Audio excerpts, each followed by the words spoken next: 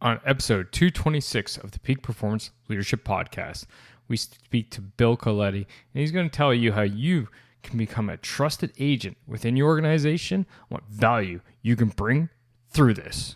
It's all about being trusted today. Are you ready for this? All right, let's do it.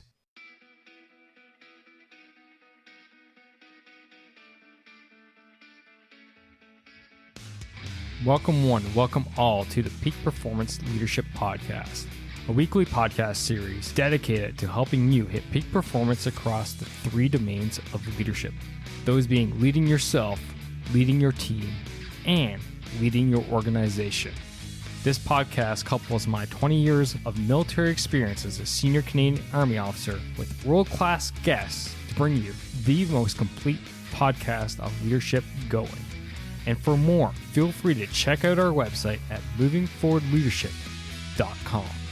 And with that, let's get to the show. Yes, welcome one, welcome all. It is your Chief Leadership Officer, Scott McCarthy, and thanks for tuning in to the Peak Performance Leadership Podcast. It's so great to be behind the mic. Probably unbeknownst to you, but I've actually been away for a few weeks, and so what I did was batch create a load of content for you, and that's why I've been away, and now I'm happy to be back. Nonetheless, let's move on from that, shall we? And let's talk about today's episode, and that is becoming a trusted agent. And you're probably wondering, what the heck are you talking about anyway, Scott? You see, a trusted agent is someone who can go to the leaders of your organization and say, hey, this is what is going on. This is what needs to happen. Here are the problems that you're not seeing right now. And as important as it is for you to know how to be one, it's also equally important for you as a leader to understand how to employ one. I've done this tactic in the past, and I tell you, it comes with some serious, great results. You get firsthand knowledge from people from the ground level, and they'll let you know exactly how things are without the filters of the various leadership chain. And sometimes, as much as you need to trust your direct subordinates and other supervisors within the chain, they can water things down. You know, egos get in the way. People don't want to be seen as incompetent or not having things together.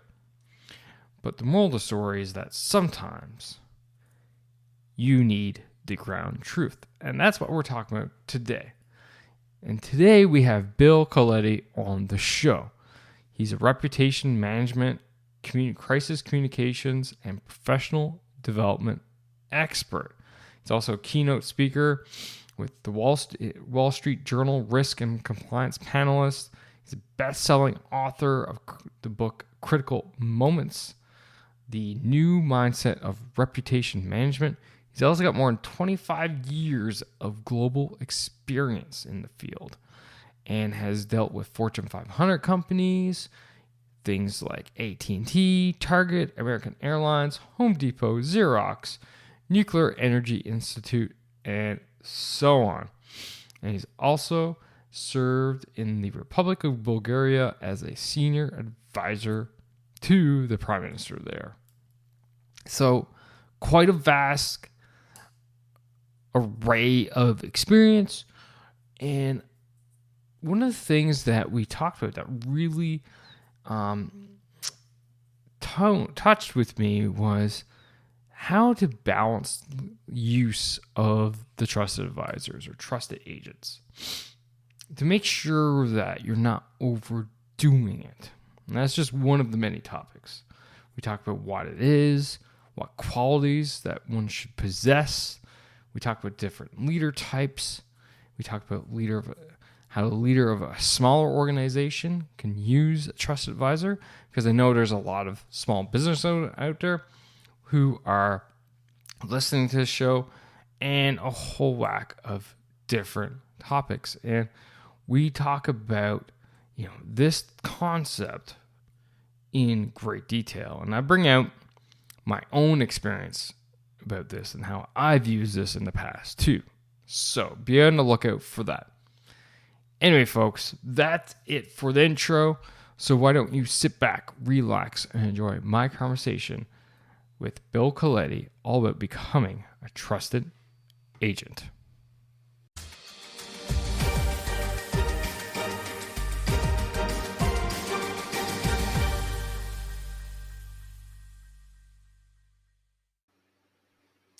Bill, my friend, welcome to the show. So good to have you here, sir. Scott, it is great to be here and looking forward to a great conversation with you. No doubt. We're rocking it before I even hit record. I actually got scared. It's usually the best stuff. The best stuff is before you hit record. So Seth Godin says just always hit record. As soon as you pick up the phone, hit record. Hit record. All right. So today we're talking about becoming a trusted agent, which was a super interesting concept that you're mentioning to me when we were chatting. So what the heck's a trusted agent in the first place? Trusted advisor would be a or way. Advisor, sorry. Advisor. No, it's cool. So, Scott, I came to communications and what I do at my consulting firm through politics, and ran and did political campaigns the first half of my career, and now run a crisis communications firm. And so people find themselves in crisis.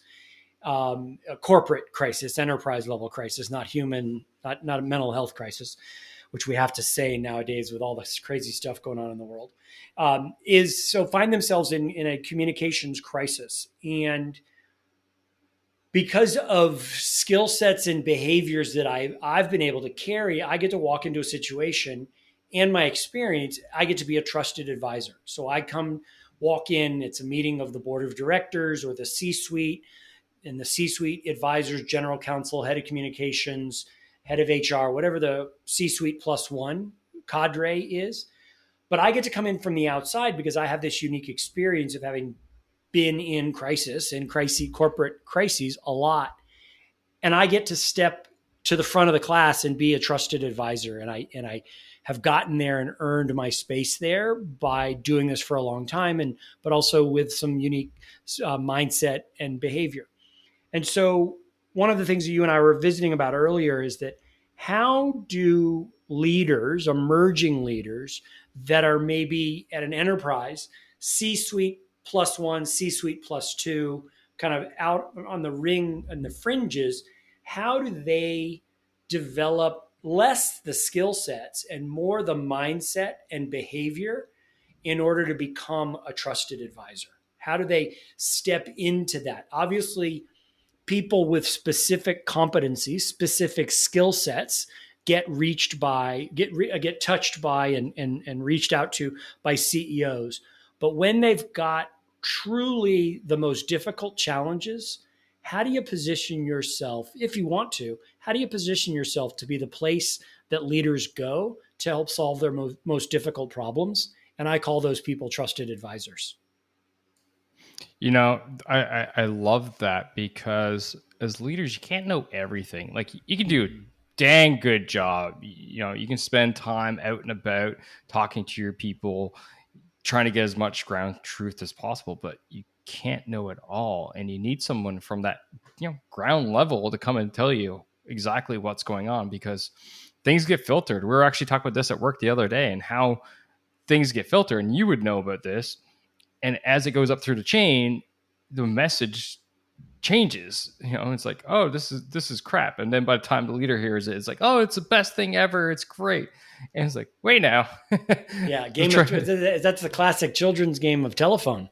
I whisper into somebody's ear, and before it goes 12 steps, it's become, chicken soup on the lake with a goose. And so it doesn't make any sense. Absolutely. So with this trusted advisor, so what kind of qualities should we be looking for in someone? Obviously we should be picking just anyone from the organization to be that person. They should have some form of, certain qualities. What would they be? Yeah, I think that there are just like you said, and I'm going to make a distinction between skill sets, which is what you talked about, general competencies, because you can't be an expert in all things. And I'm going to talk more about mindset and behavior, because I think that's the true difference maker for trusted advisors. And so I've identified 8 different traits or 8 different things, but we'll do a couple of them because I think it's interesting. Is that the mindset and behavior of trusted advisors is that they know themselves. They know they don't have to hit a home run at every bat to be successful. They know that their best wisdom that they can give a leader is based on their experience and intuition.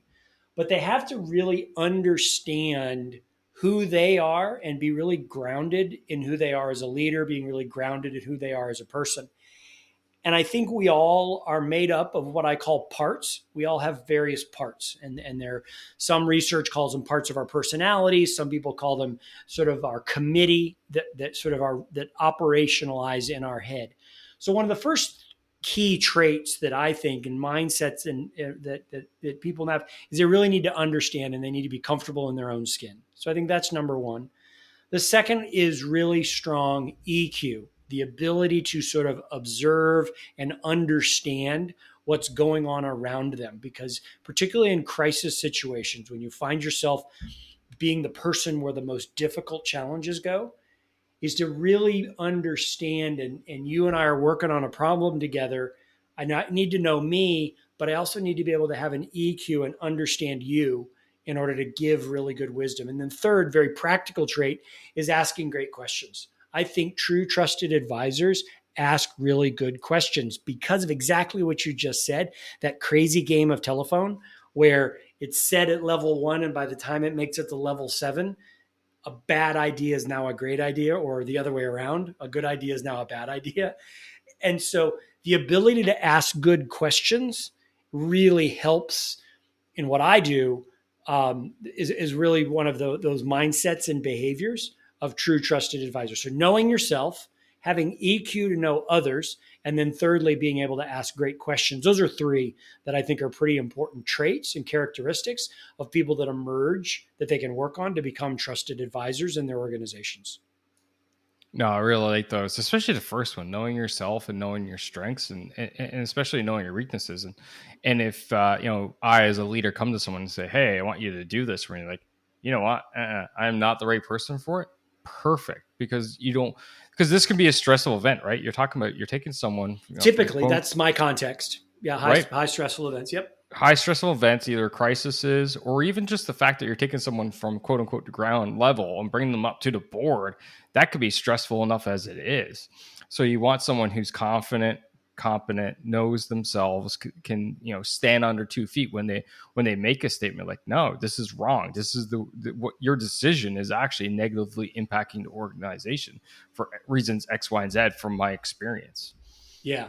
Yeah. And I think it's important in an interesting way that I think about talking about it is knowing yourself is I think about it in this context of a committee, is that we have a committee inside our brains that are like any other committee. There are strong players that really serve well. And so think about it in the context of a PTA or a parent organization. So you have really strong fundraisers. You've got parents that can build great stands to sell lemonade. You've got some people that can go solicit contributions from corporations. So we all have these parts, these all members of our committee that are in our heads. And for me, I've got a benevolent dictator part where I will listen intuitively and carefully, but I'm pretty decided. I know exactly where I'm going to go in a given situation. But I've also got a part that's an ambassador that wants to be engaging, hear all sides, to try to broker peace between all of the different parts, or between all of the different actors that are moving around me. And so I've done this work to identify these 8 members of my committee. And just like any committee you've been involved in, there are some members that will never be the chairperson of the committee. So imagine any group of 10 to 12 people you've been involved with in a committee, there's a couple of them that can never be the chair. They just simply don't have the temperament, the personality, or their biases just come come clear. I've got those. I've got a very scared little boy that's one of my parts that's inside of me that makes up my personality. He can never run the committee. The committee will run around in circles and won't do anything because he's scared to make a decision. And so that's what I'm talking about, and really sort of understanding your parts as a leader, because we all have those parts, and they break up into 3 types. And this is from research by a guy named Schwartz. You have managers, people that are truly, they make really good committee chairmen because they manage. You've got firefighters, which are unique problem solvers. And then you have exiles. And so my little boy is kind of an exile. Important, valuable, serves me well, but can't really run the committee because they don't really have the skill sets. That making sense?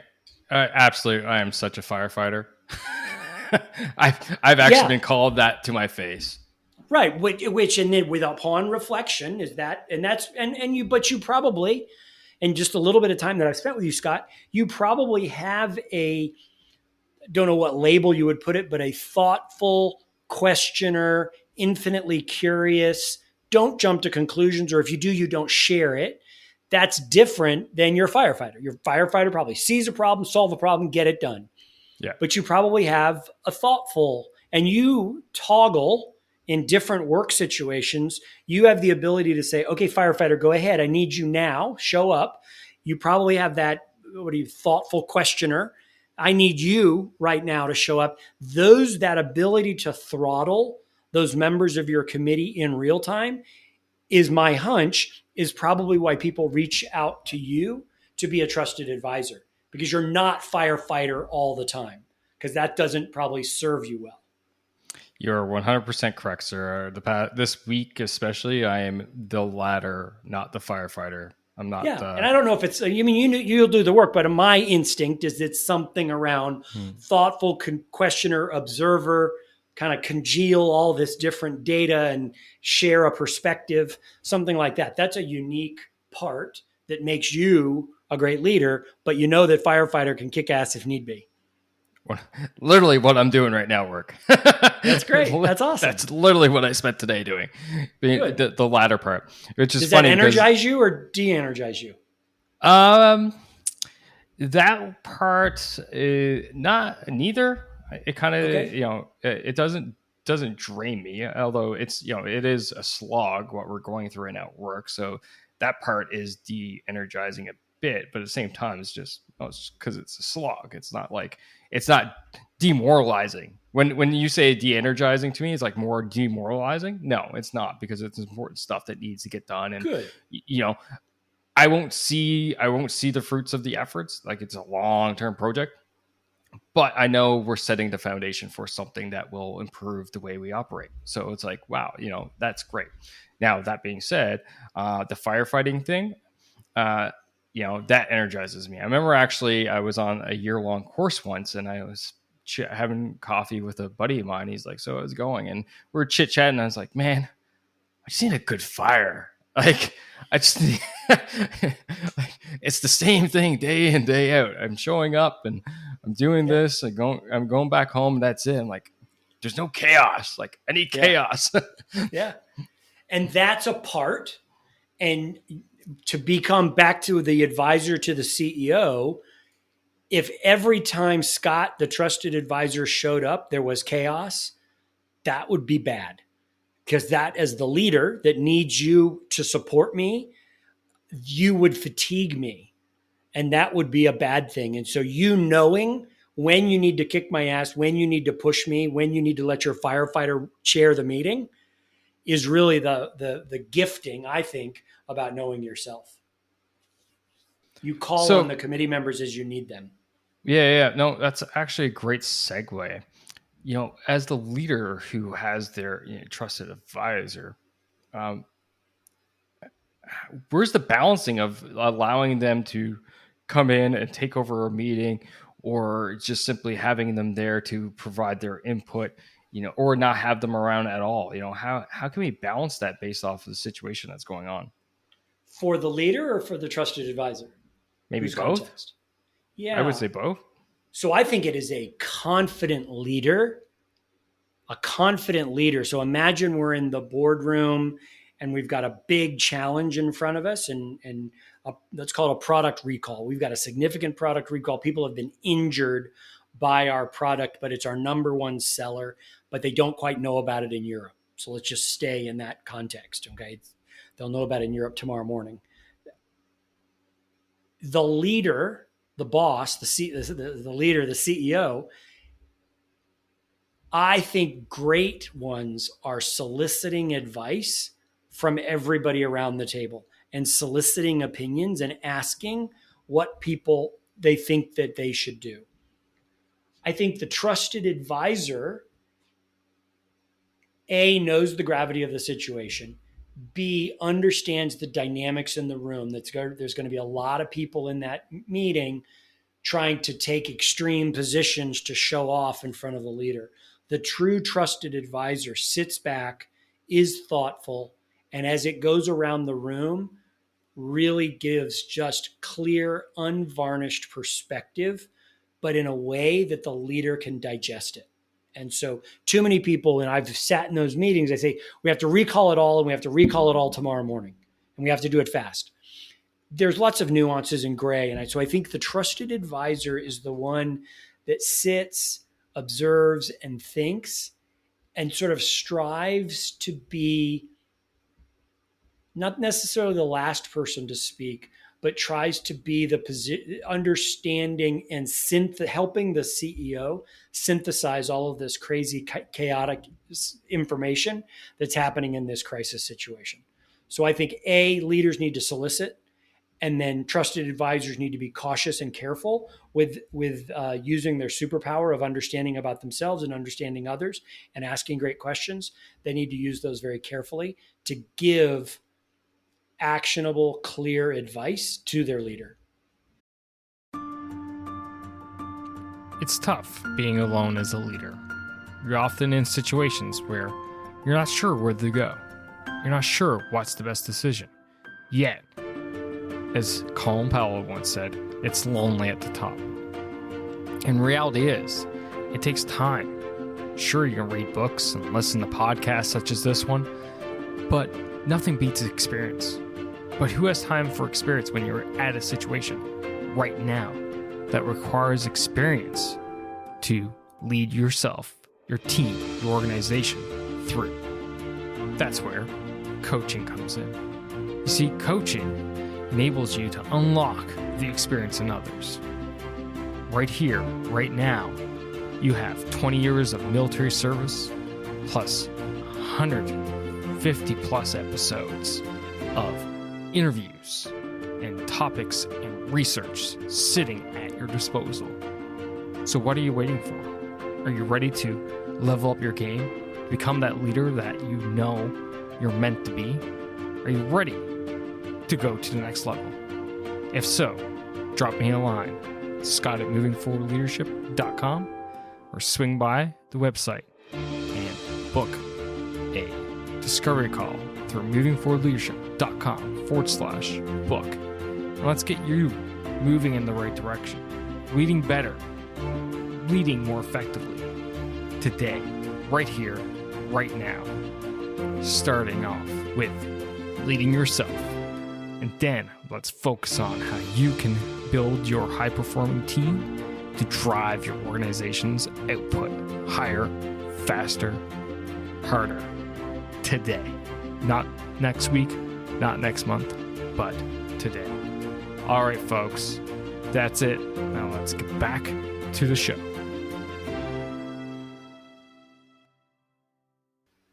No, that makes absolute sense. It makes a lot of sense. And especially us as leaders needing to solicit that advice, solicit opinions, seek input. I often say that there's not much that has changed in leadership. Leading is leading. Us human beings, we follow people. What really has changed in leadership, I find, is way back in the day, it's all about having the answers, but that's no longer the case. Now leadership's all about asking the right questions, because Absolutely. You have a team of experts. As you said earlier, you can't be the expert, right, in everything. Yeah. You have to be the expert. You have to be the expert in everything per se, but not an absolute expert in everything, if that makes any sense to you. You have to have an understanding of your entire team and the composition and what everyone does, but you don't know the exact, nuts and bolts of every single little thing that everyone does. Hence why we have to ask the right questions and ask the right questions to right people. So all let's say is that's my take. Now we're talking a lot about boards and chairmans and committees and all this stuff, but we do have listeners out there who are with smaller organizations. Mm-hmm. There's some small business owners out there. Could they use this this model within those organizations, and how might they actually go about doing it? Sure. And so I think a solopreneur or a freelancer, if they are seeking trusted advisors, they're probably ad hoc friends and just kind of a collection of whatevers. But let's say we're at a small company of 3 to 10, 12 people. I believe that the CEO, the leader, knows that I can trust Sally in a really difficult situation. Now, Sally may or may not have the title as number 2, may or may not have the corner office, but the leader knows that that's a really important asset on my team. So both ways, even if you don't have the title, you don't need to be given permission to be a trusted advisor. You just need to show up and be in service of your leader. And so I think that's what's really most important. So in this small company, a lot of people doing a lot of different things in the company with different responsibilities. But when there are difficult questions, I would like to be the member of that team that the leader goes to. I want to be Sally and the person that says, when the leader asks, this is one of our biggest challenging problems, what do you think we should do? So leader should identify those people. Where am I going to go with the hardest problems? And then the team should really be conscious. We can all do our parts work, or we can all get really clear about who we are. We can all get really clear about understanding others. But more importantly, the last point, everybody needs to learn how to ask better and bolder questions. Can I throw a story at you? Sure, love it. So one of the jobs I had, I was a commander of a logistics squadron of 200 members. Mm-hmm. So one of the first things you do always is, walk the ground, as we refer to it, and, get out and about and see your equipment, see your buildings, your troops, and all this stuff. We were pretty spread out. We were spread out across 9 buildings. And I was at one of my maintenance buildings, and I ran into one of our civilian employees. And I said, "Hey, how's it going? Nice to meet you." He's like, "You want to know how it's going, eh?" I'm like, "Yeah." 45 minutes of just straight rant, referred to as straight rants, just giving it to me about all the problems, all the broken promises, the lack of support, everything. Mm-hmm. And 45 minutes. I was like, holy crap. And after we left, my guys were like, "Oh, sorry, sir. We should have warned you about we'll call him Johnny. We should have warned you about Johnny." I said, "Hell no. That's exactly what I needed. I needed to hear that right there." And you know what? Every time I saw Johnny, he would tell me straight up. He'd be like, "This is what's going on. This is what, these are the problems, or this is what's, what's hurting us right now, or this is what we're hearing that's coming down from, the top from you." And sometimes it would be understandable, and sometimes like, what the hell is going on? No, that's not what I said at all. So he was seriously one of my trusted advisors that I could count to get the ground truth. And let me tell you, a lot of respect for him, even after that 45 minutes just giving it to me. Yeah, I mean, people that speak the truth, I mean, that's critically important. But there are things to unpack there. Is that if you were not such an enlightened leader who is actually open and wants, you've said the ground level a couple of times, if you weren't such an enlightened leader that really wanted to feed and understand what was going on so you could become better, because the reason you asked the question is because you wanted to learn in order to be better. You probably didn't ask the question to be political because that's the right thing you read in a book somewhere that you should ask. You probably wanted good answers. That's great and that's awesome, but not every leader has that orientation that you have.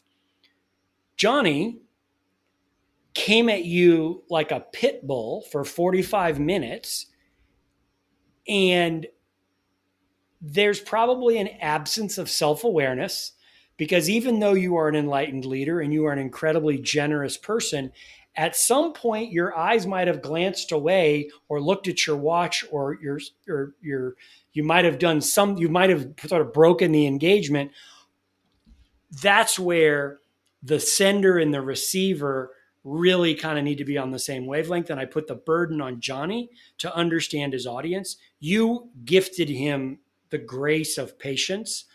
I don't know the person that had that job before you or the person that had that job after you would handle it the exact same way. So I hope Johnny's learning a similar lesson of, wow, Scott really gave me a lot of latitude to do this for 45 minutes. I'm not sure the next guy will. I might need to tighten up my game a little bit. So I think that, while yes, he's your trusted advisor, but if there was a critical moment and you needed to make a really fast decision, maybe you make a battlefield decision, you don't have time for Johnny to tell you everything bad about the situation. He needs to sharpen that music up a little bit to truly serve you the way you need to be served. So there's lessons on both sides.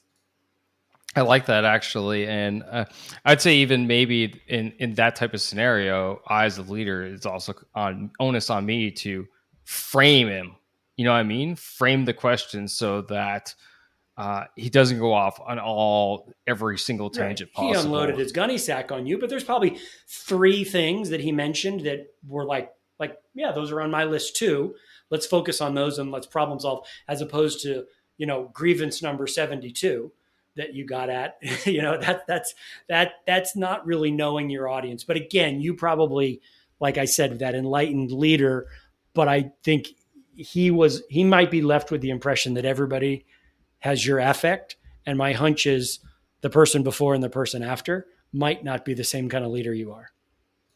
No, absolutely. Now, you mentioned something earlier I want to boomerang back to, and that was asking bolder questions, because it kind of ties in here. So, what exactly do you mean by that? How might we go about it? Why are we not doing it in the first place? It also comes to mind. Yeah. We are scared that people will think we're dumb is the simplest reason we don't ask bolder questions. So, Scott, what did you mean by that? Or, Scott, I'm not sure I understand.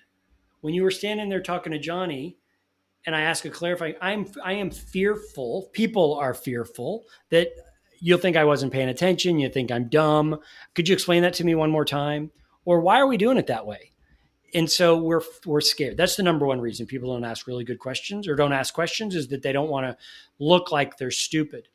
The thing I've come to realize, and the thing I work with the leaders that I spend time with, is that 9 out of 10 times, someone else in the meeting is thinking the exact same question, but is afraid to ask it.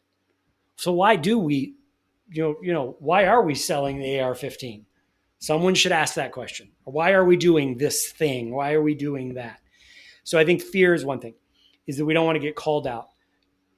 2 is that we are fearful that we don't have all the information. And so we're asking questions, and smarter people than me know more, and I'm going to be not only dumb, but I'm going to be viewed as naive. So those are 2 really concrete reasons. And the other way is we're not taught how to ask good questions. When we ask questions, they're masked as statements.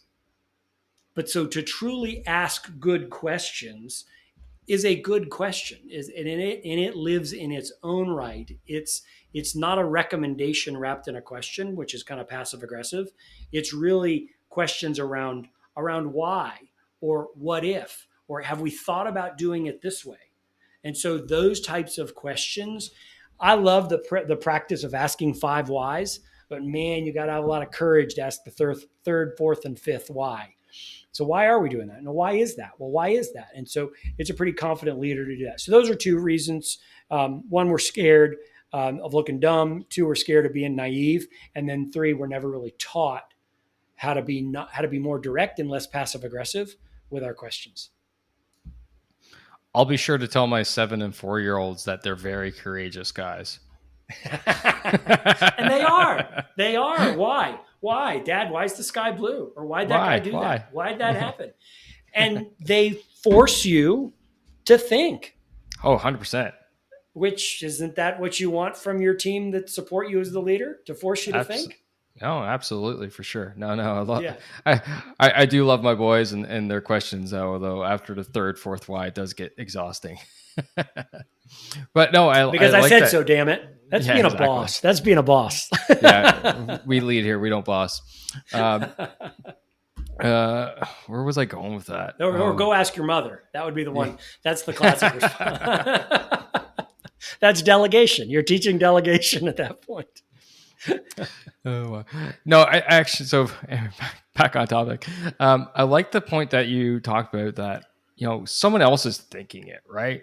And how many times have we been in that meeting? It's just like, why are we doing this? Or why do they think this is a good idea? Or, why are we not doing such and such a thing, etc. Mm-hmm. And you're so right. Like, there's so many times that I've sat in meetings and haven't asked the question. And all suddenly someone throws up their hand and asks, a question within 90% of what I'm thinking about. It's like, why didn't I have the guts to ask that? Yeah. And now I get to the point where I'm more, as you've said, more confident myself in that, I got no issues asking the question, because at least I'm asking it. And then my supervisors know that I care. Yeah. Because if you don't ask the question, you just sit there and go, like, meh, okay, whatever. Yeah. Yeah. Like, it's like the saying, the opposite of love is not hate, it's indifference. Absolutely. Right. So, and by, putting your hand up and asking those difficult questions, asking, and explain what's on your mind, shows that you actually care. And I think as leaders, when we're on the other side, when we're on the receiving end of that, we need to drop our ego enough to realize that it's not a challenge to us personally per se, but rather this individual gives a shit enough that they're putting themselves out there and they're trying to make the organization, the team, a better place. Yeah, so true. Takes, man, there's a lot there. And so for the question asker, it's asking good questions that are not, not statements masked as a question, but asking really good questions. But it's also understanding others, that second thing that I talked about. And so in that example of where you were asking the question and people see that you demonstrate care, if you didn't have the emotional intelligence and you kept asking some version of the same really good question to prove your point, that's an absence of emotional intelligence. That's an absence. That's when it becomes like insulting. As the first time, it's a cool insight. The second time, it's, okay, I got your point. The third time, it's like insulting. And so that's where that EQ part comes in as well, is to be able to read the room and understand that. And it's one thing to be bold. It's a fine line between bold and obnoxious. Oh, is it ever? Bill, my friend, this has been a fantastic conversation. I thoroughly enjoyed it. I'm glad we are able to get record finally, because this has been a long time in the making. We've been trying to connect for a while. Yeah. It's just, you're doing great stuff. You're keeping yourself busy. So that's awesome. I'm glad it did work out. No, absolutely. Before we wrap up though, I got a couple last questions for you. Awesome. First one being a question I ask all the guests here at the Peak Performance Leadership Podcast. And as according to you, Bill, what makes a great leader?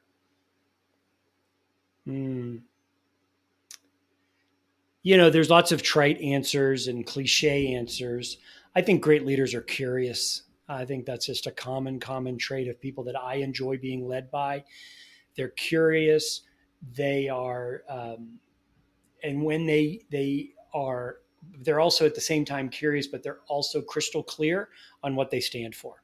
So I think those are two traits that I think are really critical: curiosity, but also clarity around what's the core DNA, what are the control rods. I think that really are two key traits of great leaders. Awesome. Love it. And a follow-up question of the show is, how can people find you? How can they follow you? Shameless plug, have at it. Yeah, that's great. We're kind of old school. Our firm is at KITH, K-I-T-H, kith.co. You can hit email. You can find our bios, learn more about what we're there. Pretty active on Twitter, pretty active on LinkedIn. And it's just Bill Coletti, Coletti. I think there's a jazz musician in Naples, Florida named Bill Coletti. That's not me. But other than that, it's Bill Coletti, and you can find me there. And then I'm pretty old school, and I just love great conversations with people that are curious about growth. And so if you want to have a conversation, just reach out. Love to have those conversations. Awesome. And for you listeners, always, it's easy. Just go to lead.boss.com/226. Bill, my friend, thank you for taking time out of your busy schedule and talk to me, but most importantly, the audience out there. Scott, thank you. Thank you for everything that you do. You do amazing work, and you're very generous with your thoughts and your time. So thank you for that. Appreciate it. And that's a wrap for this episode, ladies and gentlemen. Thank you for listening. Thank you for supporting the Peak Performance Leadership Podcast. But you know what you could do to truly support the podcast? And no, that's not leaving a rating and review. It's simply helping a friend. And that is helping a friend by sharing this episode with them if you think this would resonate with them and help them elevate their performance level, whether that's within themselves, their teams, or their organization. So do that. Help me, help a friend, win-win all around. And hey, you look like a great friend at the same time. So just hit that little share button on your app, and then feel free to fire this episode to anyone that you feel would benefit from it. Finally, there's always more. There's always more lessons around being the highest performing leader that you can possibly be, whether that's for yourself, your team, or your organization. So why don't you subscribe? Subscribe to the show via movingforwardleadership.com/subscribe. And until next time, lead, don't boss. And thanks for coming out. Take care now.